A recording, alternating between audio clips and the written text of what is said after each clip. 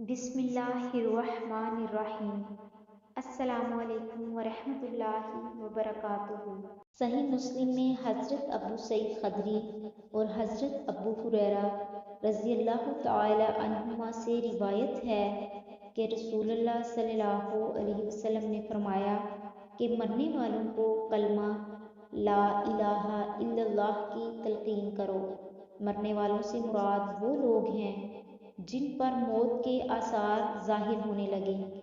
اس وقت ان کے سامنے کلمہ پڑھا جائے تاکہ اس وقت ان کا ذہن اللہ تعالیٰ کی توحید کی طرف متوجہ ہو جائے، اور اگر زبان ساتھ دے سکے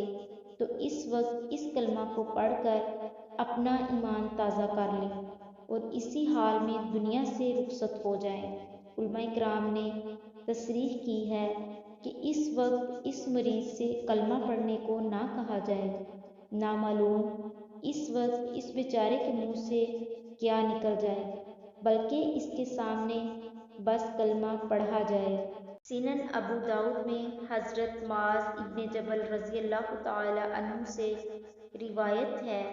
کہ رسول اللہ صلی اللہ علیہ وسلم نے فرمایا، جس شخص کا آخری کلام لا الہ الا اللہ ہو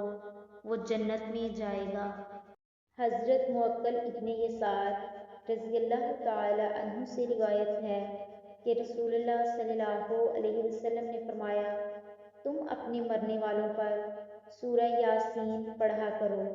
مرنے والوں سے مراد وہی لوگ ہیں جن پر موت کے آثار ظاہر ہو گئے ہوں۔ اللہ ہی جانتا ہے کہ اس حکم کی خاص حکمت اور مصلحت کیا ہے، البتہ اتنی بات ظاہر ہے کہ یہ سورت دین و ایمان سے متعلق بڑے اہم مضامین پر مشتمل ہے، اور موت کے بعد جو کچھ ہونے والا ہے اس میں اس کا بڑا مؤثر اور تفصیلی بیان ہے، اور خاص کر اس کی آخری آیت فَسُبْحَانَ الَّذِي بِیَدِہِ مَلَکُوتُ کُلِّ شَیْءٍ وَإِلَیْہِ تُرْجَعُونَ موت کے وقت کے لیے بہت ہی موزوں اور مناسب ہے۔ حضرت جابر رضی اللہ تعالی عنہ سے روایت ہے کہ میں نے رسول اللہ صلی اللہ علیہ وسلم سے آپ کی وفات کے 3 ہی دن پہلے سنا، تم میں سے ہر ایک کو چاہیے کہ اس کو ایسی حالت میں موت آئے کہ اس کو اللہ کے ساتھ اچھا گمان ہو۔